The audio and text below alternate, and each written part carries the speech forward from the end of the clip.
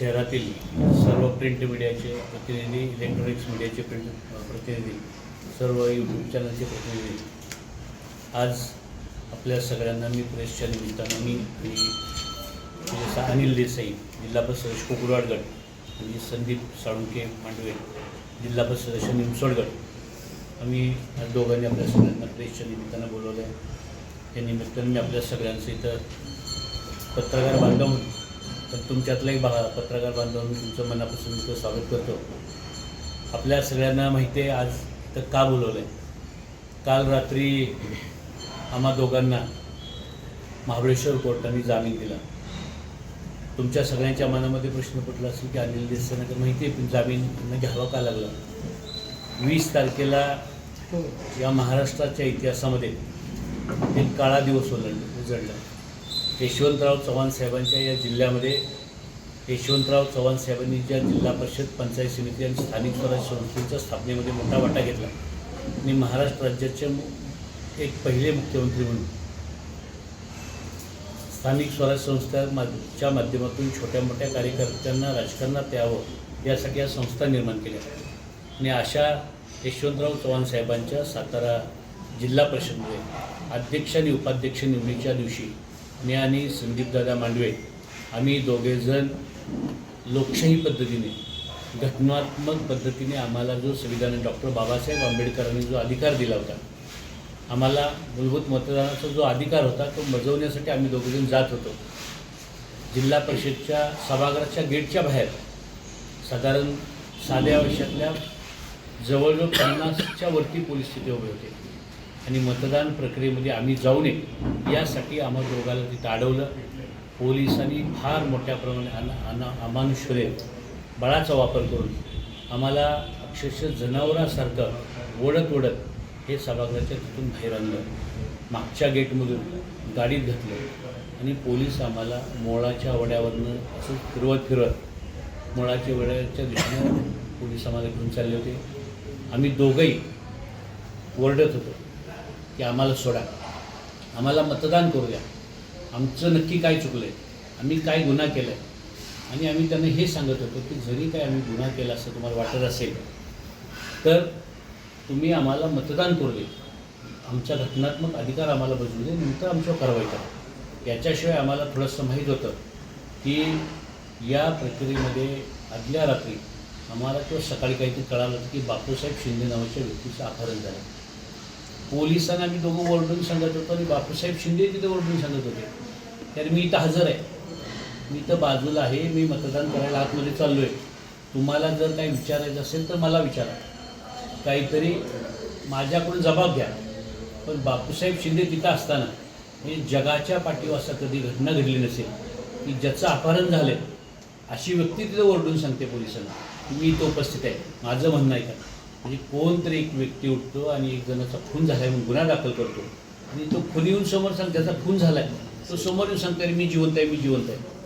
असं असतानासुद्धा पोलीस तिथून आम्हाला अपहरणाचा आणि बापूसाहेब शिंदेंच्या खून करण्याचा प्रयत्न म्हणजे आमच्यावर काय कलमं लावली माझ्यावरती आणि संदीप दादांच्यावर त्यांनी बापूसाहेब शिंदेंचं अपहरण करणे आणि त्यांचा खून करणे अशी एवढी ज्याच्यामध्ये 7-7 वर्ष 10-10 वर्ष शिक्षाची कलम आहेत अशी कलमं लावून पोलीस आम्हाला इथून ओढत जनावरासारखे घेऊन गेले. आमच्या घटनेची पायमल्ली केली. खरं तर लोकशाहीमध्ये ते इलेक्शन साताऱ्याच्या जिल्हाधिकारी कार्यालयाच्या अखत्यारीमध्ये होतं. जिल्हाधिकारी साहेबांना माहिती की 100 मीटरच्या आत फक्त मतदार सोडून कोणी यायला नाही पाहिजे. तुम्हालाही माहिती आहे, तुम्ही सगळे पत्रकार बांधव म्हणून काम करताय. 100 मीटरच्या आत फक्त मतदार येऊ शकतो. असं असताना 5-10 मीटर अंतर 5-10 फुटावरती जे सभागृहाचा दरवाजा आपल्याला माहिती 10 फूट आहे बाहेर, त्या 10 फुटाच्या आत 100 पोलीस उभे राहिले होते आणि त्यांनी आम्हाला जनावरांसारखं ओढून नेलं. तुम्ही पुढची जर स्टोरी ऐकली तर तुम्ही अवाक व्हाल. एवढी वाईट घटना त्या दिवशी, एवढ्या आमच्या जीवनामध्ये अशा प्रसंगात आम्ही जगून वाचून आलो आहे. म्हणजे नुसतं पोलिसांच्या कस्टडीतनं बाहेर आलो नाही, आम्ही जगून वाचून बाहेर आलो. मी अत्यंत जबाबदारीने आपल्यासमोर काही गोष्टी बोलणार आहे. त्या दिवशी पोलिसांनी आम्हाला इथून घेऊन जात असताना इथून गाड्या काढल्या. आम्ही विचारतो आम्हाला कुठे घेऊन चालला आहे. एक तर तुम्ही पहिले पोलीस आहे की नाही काही कळत नाही, तुम्ही साध्या देशात पोलीस आहे, कोणाची गुंड आहे काही कळायला तयार नाही. त्यातनं काही चेहरे एक दोन ओळखीचे वाटले, त्याच्यावर वाटलं की पोलीस आहेत. म्हणून आम्ही त्यांना सांगतो तुम्ही नजीकच्या पोलीस स्टेशनला आम्हाला घेऊन चाला. आम्ही दोघे ओरडतो, तुम्ही जर पोलीस आहे म्हणताय ना, तर पोलीस स्टेशन इथं आहे, SP ऑफिस इथं आहे, DYSP ऑफिस शेजारी आहे, त्याच्या बाजूला एक इथं ग्रामीणचं DYSP ऑफिस आहे आपल्या जिल्हा परिषदच्या बाजूला. तुम्ही इथं आम्हाला या ऑफिसमध्ये घेऊन जा. तर तरीसुद्धा पोलिसांच्या गाड्या सदर बाजारच्या दिशेने निघाल्या, मागच्या गेटमधनं बाहेर पडून परत वळसा मारून मोळाच्या वड्यामार्गे पोलिसांच्या गाड्या मेड्याच्या दिशेने जायला लागल्या. आम्हाला फार भीती वाटायला लागली, पण आम्ही मोठमोठ्याने ओरडत होतो दोघं पण. आम्ही ओरडत असताना पोलिसांनी आम्हाला मारहाण करायचा प्रयत्न केला. तसं सगळा कोर्टापुढे आम्ही जे जबाब दिला आहे, सगळ्या इंजुरीज वगैरे सगळ्या आमच्या कोर्टाला आम्ही दाखवल्या आणि कोर्टाने त्याचा ग्रीव्हन्स घेतला आहे. कोर्टाने त्याच्यासंदर्भात तातडीने काही भूमिका घेतली ती मी आपल्याला पुढे सांगतो. पण जाताना ह्या गाड्या मेढेच्या पुढे निघाल्या त्यावेळी त्या गाडीमध्ये गर्दे नावाचा एक इन्स्पेक्टर होता. गर्दे नावाचा एक इन्स्पेक्टर, त्याच्या जवळजवळ 5-6 पोलीस होते. त्यामध्ये आम्हाला दोघांना आतमध्ये घातलं होतं आणि मेढ्याच्या मागं पोचल्यावर गर्देने सांगितलं, गर्द्याला एक फोन आला आणि गर्देने सांगितलं कामगिरी फत्ते झाली. आणि रमेश गर्जे काय गर्जे म्हणत होते फोन, गर्जे त्यांनी सांगितलं कामगिरी फत्ते झाली आणि पुढची जयाभाऊ कामगिरी फत्ती करतो. मला आश्चर्य वाटलं. मग माझ्या मनामध्ये इतकी भीती निर्माण झाली की हे आपल्याला नक्की कुठे घेऊन चालले. 12:30 मला इथनं पोलीस घेऊन निघाले होते. तिथून महाबळेश्वरच्या घाटाकडे त्यांनी चढायला सुरुवात केली. जिथं कासचा फटा फुटतो तिथं गाड्या जाऊन थांबल्या. तिथं जो पण रेंज येत होती तिथं परत फोन आला. मागनं एक जणांनी फोन दिला, पुन्हा सांगितलं बॉसचा फोन आला. मी बॉसचा फोन आला म्हटलं परत गर्जेने सांगायला सुरुवात केली, व्यवस्थित करतोय, सगळं घेऊन चाललो आहे. आम्हाला ते त्या घाटामध्ये घेऊन गेले. आमच्या मनामध्ये, माझ्या मनामध्ये शंका निर्माण झाली, कारण आपल्याला माहिती मी मान तालुक्यातनं जिल्हा परिषदेला निवडून आलो होतो कुडाळ गटातून. तिथं कोणाच्यावर निवडून आले माहिती आहे, संदीप मांडवे साहेबसुद्धा खटाव तालुक्यातून निवडून आले, ते पण मान मतदारसंघातले. आणि पुढची कामगिरी फत्ते करतोय याचा अर्थ माझ्या मनामध्ये शंका आली की पोलीस आम्हाला तिथं घाटामध्ये घेऊन आता आमचा इन्काउंटर करणार.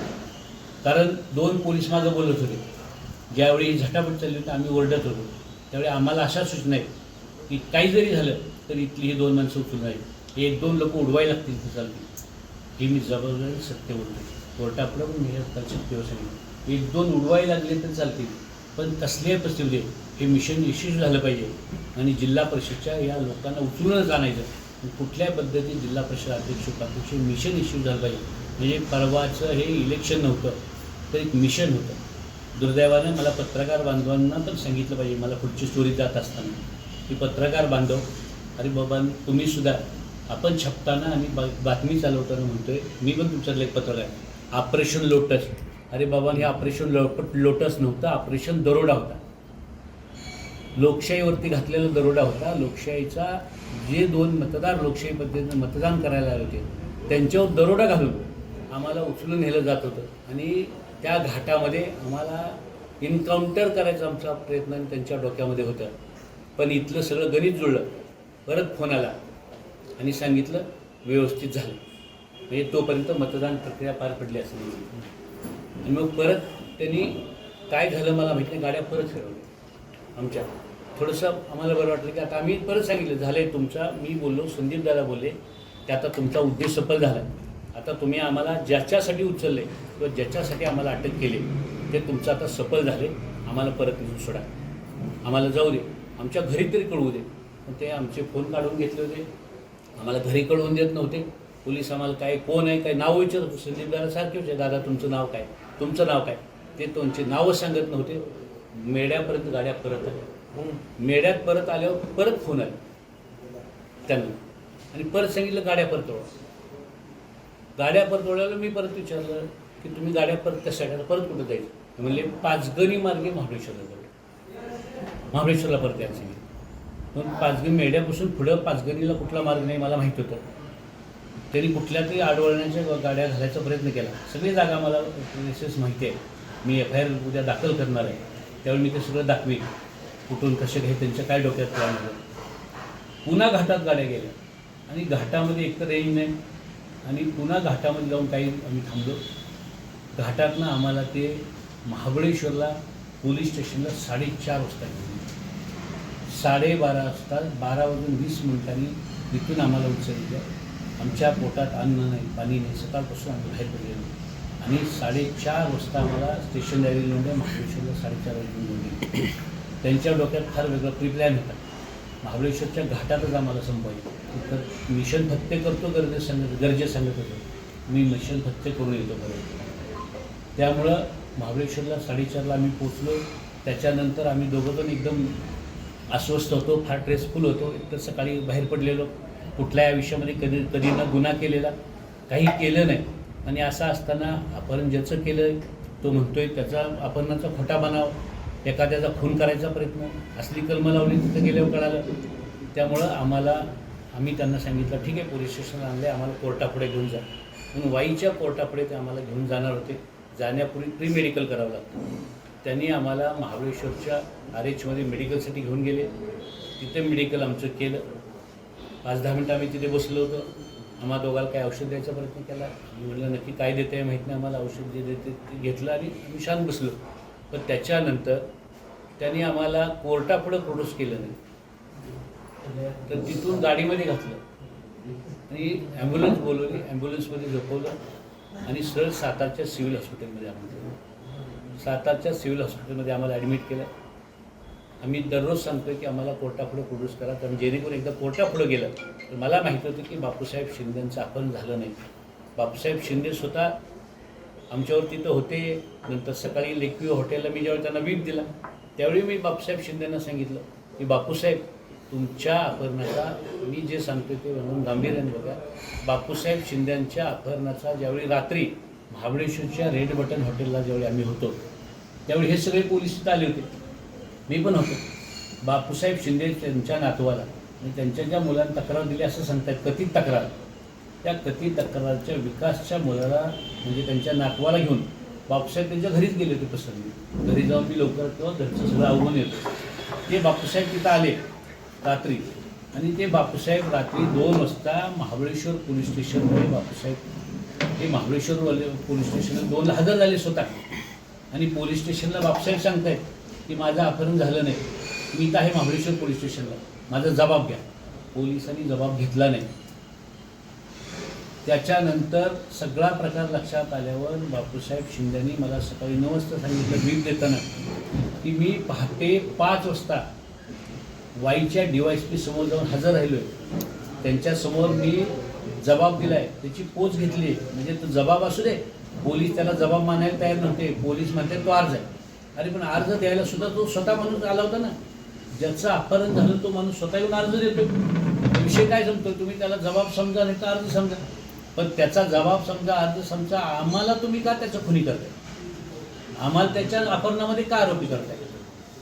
तरीसुद्धा पोलिसांनी त्यांचा जबाब आमच्यावर त्याची लेखी परत कोर्टाला दिली काल आम्ही. आणि तो त्यांच्याकडे उपलब्ध होता. हे सगळं सांगून लेखी हॉटेलमधून आम्ही एकत्र निघालो. बापूसाहेब आमच्याबरोबर आले.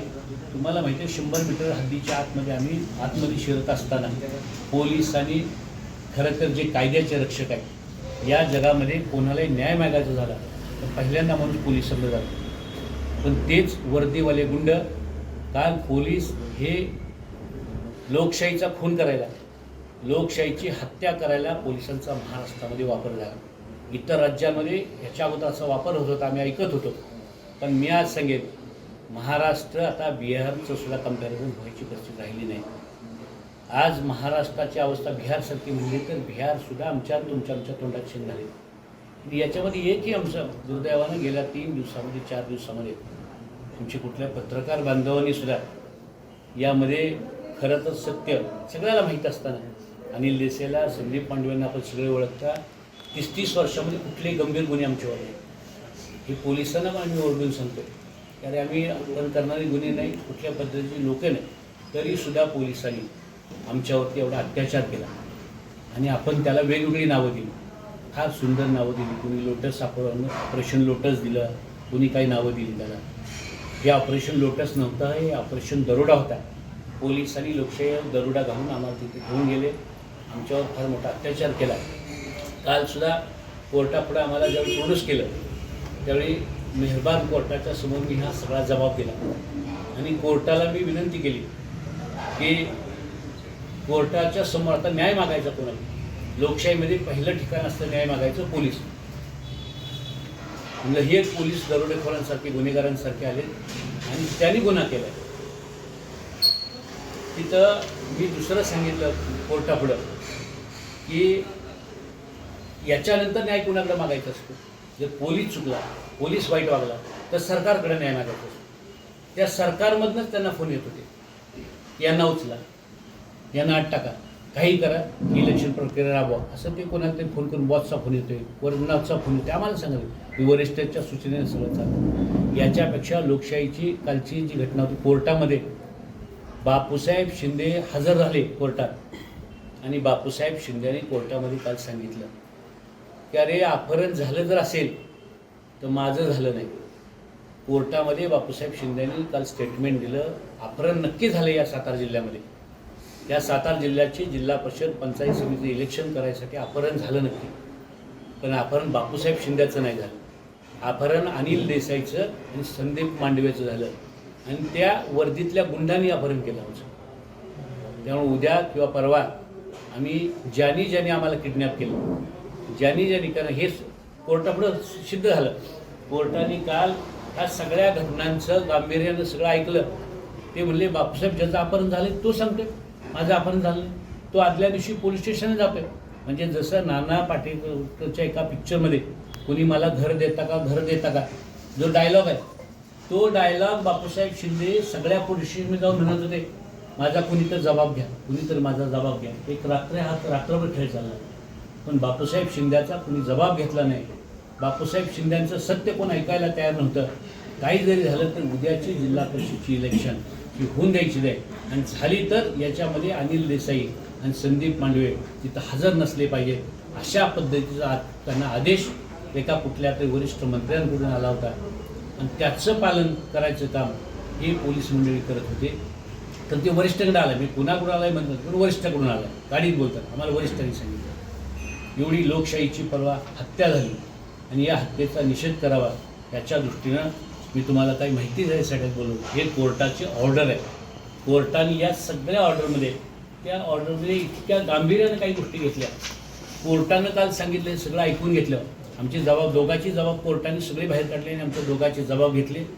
वकिलांचं सगळं म्हणणं ऐकून घेतलं, बापूसाहेब शिंदेंचं सगळं म्हणणं ऐकून घेतलं, आणि कोर्टाने झालेली सगळी प्रक्रिया ही बेकायदेशीर झाली, चुकीच्या पद्धतीने झाली.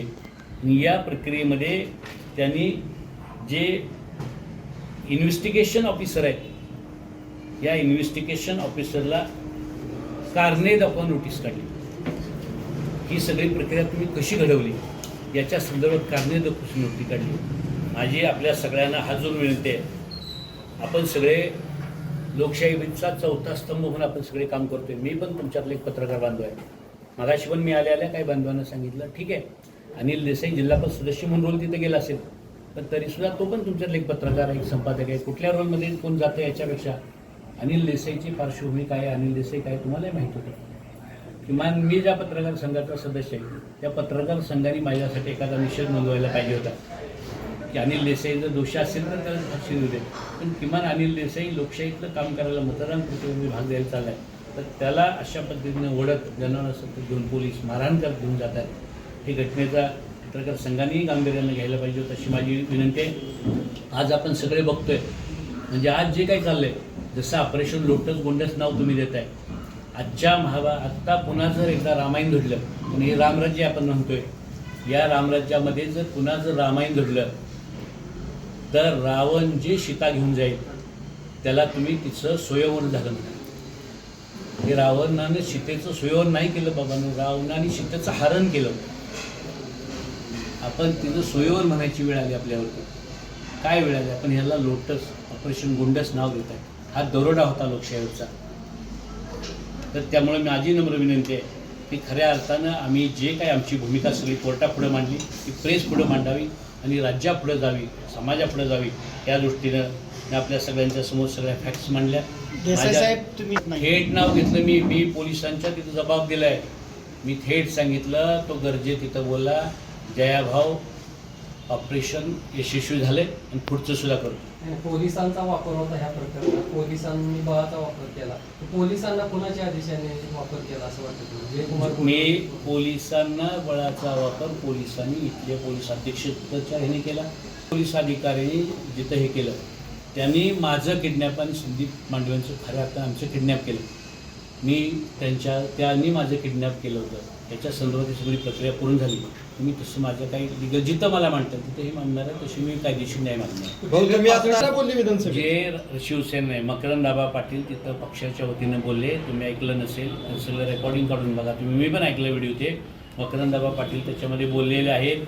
आणि महत्त्वाचं म्हणजे जी बोलकी माणसं आहेत, आपण कोणतरी आता विचारत होतं, आता कोणी प्रश्न विचारत होता की तुम्हालाच का टार्गेट. त्यांना माहीत होतं की ही दोन माणसं सभागृहात गेली नाही पाहिजेत. आम्ही कुठल्या मतदारसंघात निवडून येतो तुम्हाला माहिती आहे. आम्ही दोघंजण मान खटाव या विधानसभा मतदारसंघात निवडून आलो आणि त्यामुळं मान खटावच्या मतदारसंघातल्या दोघांना टार्गेट केलं. ते कोणी केलं असेल तुम्हाला दिसतंय ना सर, कोण टार्गेट करतंय. कुणी ते विकास शिंदेवर, त्याच्या बऱ्याचशा गोष्टी आज मला पुरावे पुढे आणायचे नाहीत. विकास शिंदे पाचवडच्या इथं विकास शिंदेला कोणी बोलवून घेतलं, सगळे पुरावे आहेत माझ्याकडे. म्हणून हे कोर्टात मी पुरावे दिले म्हणूनच ही ऑर्डर आली. एवढी गंभीर ऑर्डर निघू शकत नाही. संदीप शिंदेचं म्हणणं घ्या, मग मी प्रश्नाची उत्तर देईन. 100% गुन्हे दाखल करू.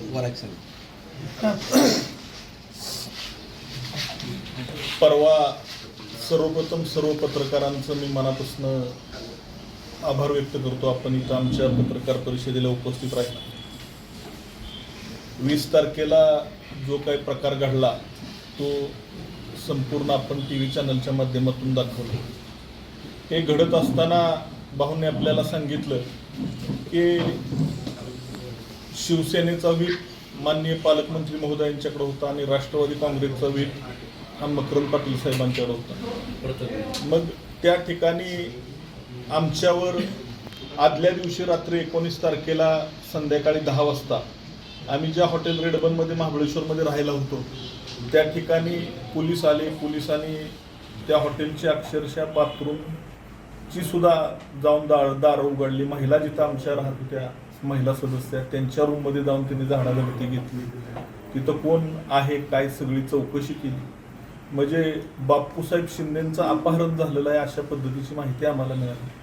मग त्या ठिकाणी खरं बघितलं तर थोड्या वेळानंतर त्या ठिकाणी बापूसाहेब शिंदे स्वतः महाबळेश्वर पोलीस स्टेशनमध्ये गेले. त्यांनी आपला जबाब नोंदवला की माझं अपहरण वगैरे काही झालेलं नाही आणि मी एकदम सुरक्षित आहे. उलटं मीच या सर्व सदस्यांची देखभाल करतोय, मी वयानं ज्येष्ठ आहे असा त्यांनी काल जबाबसुद्धा दिलेला आहे. नंतर ते 5 वाजता वाय पोलीस स्टेशनला गेले. वाय पोलीस स्टेशनला गेल्यानंतर त्या ठिकाणी त्यांनी वाय पोलीस स्टेशनमध्ये सुद्धा आपला अर्ज दिला आणि अर्ज देत असताना सांगितलं माझं अपहरण वगैरे काही झालेलं नाही, मी एकदम सुरक्षित आहे.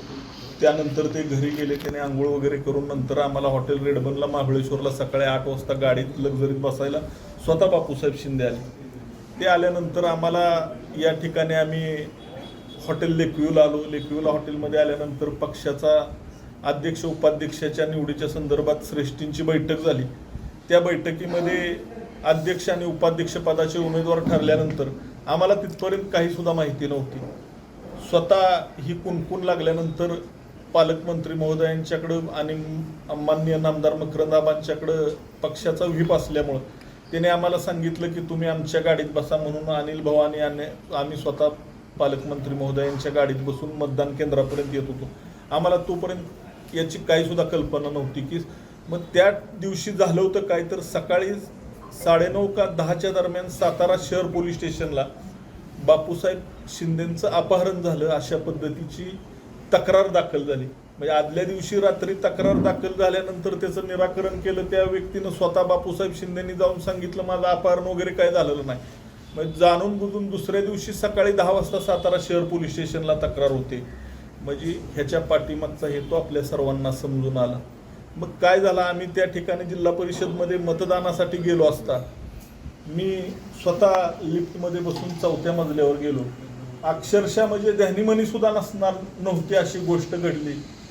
मला अक्षरशः 25 ते 30 पोलिसांनी मला अक्षरशः म्हणजे सगळी मागणं पुढणं दोन्ही हाताला दोन्ही पायाला छातीला मागणं कमरेला म्हणजे जिथं जेवढं मला जिथं ज्या ठिकाणी पकडता येईल त्या ठिकाणी पोलिसांनी पकडून मला अक्षरशः जेरबंद केलं.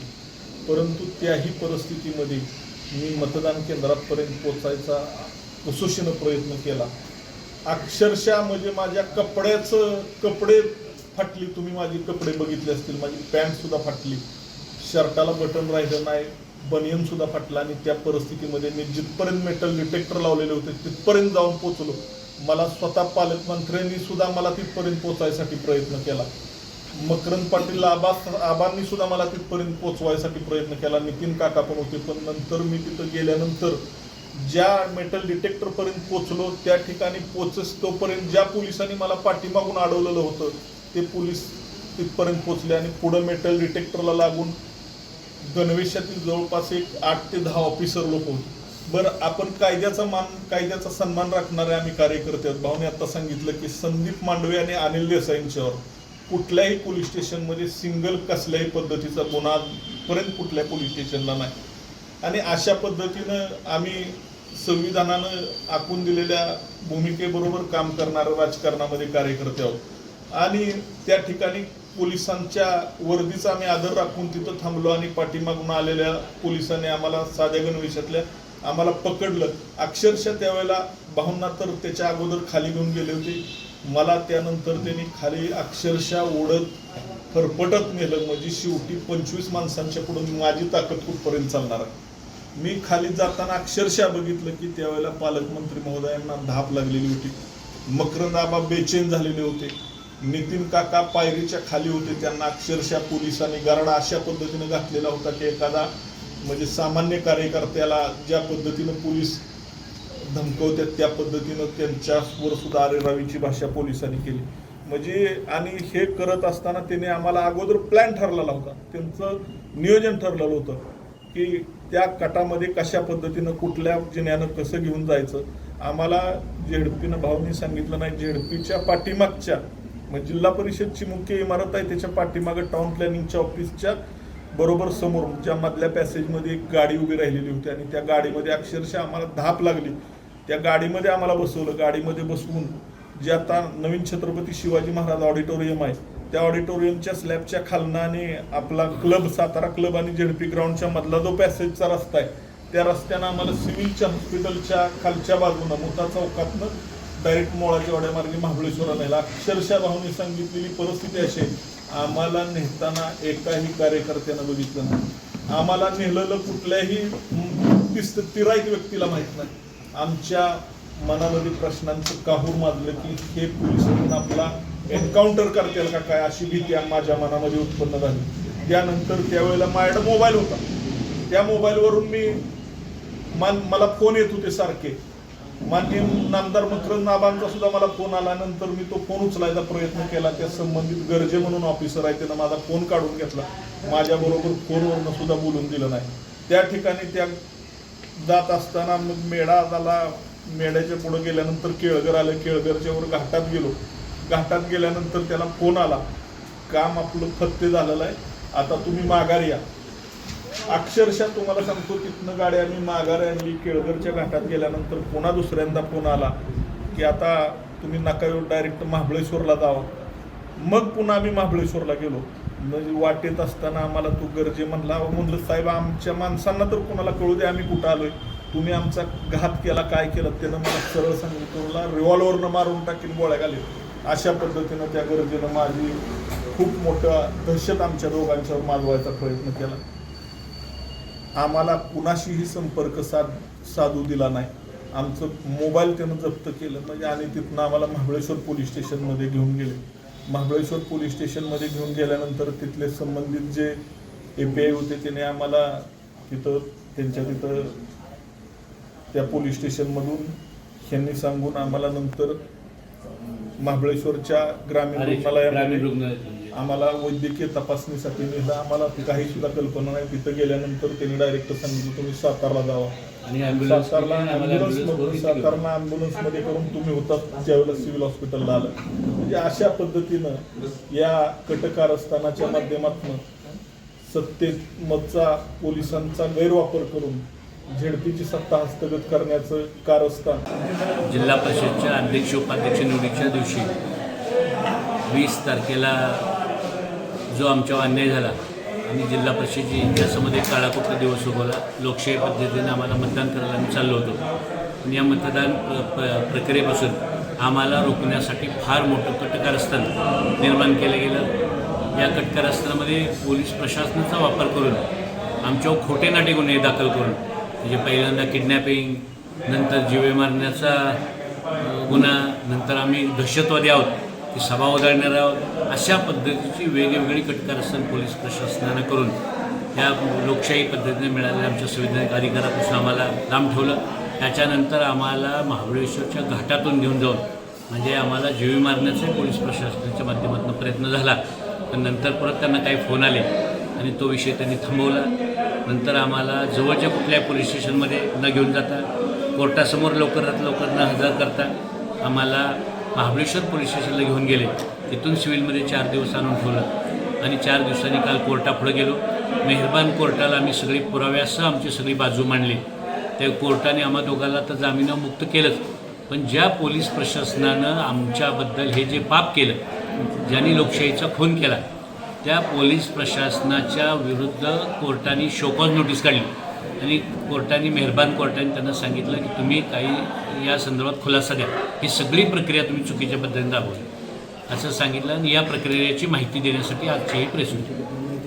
भाऊ, खरं तर पोलीस डिपार्टमेंटने एक विशेष पथकाला एक अहवाल दिला आहे. मी मगाशी सांगितलं ह्या सगळ्या मनगढंत स्टोरी आहेत. पहिल्यांदा जे बापूसाहेब शिंदेचं अपहरण झालं नाही, बापूसाहेब शिंदे ओरडून सांगतात आणि मी इथं बाजूला आहे. माझं म्हणणं आहे का, साधी गोष्ट आहे, नैसर्गिक न्याय आहे. ज्याचं अपहरण होतं, कधी आपण बघतो घरात नाही का एखाद्या मुलीचं अपहरण होते, एखाद्या कोणाचं किडनॅपिंग झालं, ज्यावेळी अपहरण करता स्वतः येऊन सांगतो की मी मर्जीने गेलो की मला उचलून नेलं, तिथं विषय संपत असतो, संपतो ना. तसं बापूसाहेब शिंदे तिथं बाजूलाच होते आमच्या सभागृहात, त्यांनी मतदान केलं आहे. बापूसाहेब शिंदेंना जर त्यांनी अपहरणकर्त्याला पहिला तिथल्या ती जबाब घेऊ शकले असते ना, पोलिसांनाही फेअर पद्धतीने राबवायचं असतं तर बापूसाहेबाला ते थांबवलं असतं. जसं आम्हाला अडवलं तसं बापूसाहेबाला अडवलं असतं आणि बापूसाहेब जबाब घेतला असता. तिथे घेऊ शकले असते की नाही पोलीस. बापूसाहेब आज जातात, बापूसाहेब मतदान करतात आणि बापूसाहेबांच्या अपहरणकर्त्यांना उचललं जातं आणि त्यांना जेलमध्ये डांबलं जातं. हा सरासर अन्याय आहे. हा अपहरणाचा बनाव आहे, कटकारस्थान आहे आणि पोलिसांनी केलेली आहे. तुमची मागणी काय? आमची मागणी आहे, ज्यांनी हा बनाव केला, आम्हाला लोकशाही प्रक्रियेपासून लांब ठेवलं, यांच्यावर गुन्हे दाखल झाले पाहिजे आणि इलेक्शन प्रक्रिया बंद म्हणजे नव्याने इलेक्शन प्रक्रिया घेतली पाहिजे. आपल्या तालुक्यातील जिल्ह्यातील बातम्या सर्वप्रथम पाहण्यासाठी आजच सातारा न्यूजला YouTube चॅनलवर सबस्क्राईब करा, लाईक करा, शेअर करा आणि बेल आयकॉन प्रेस करायला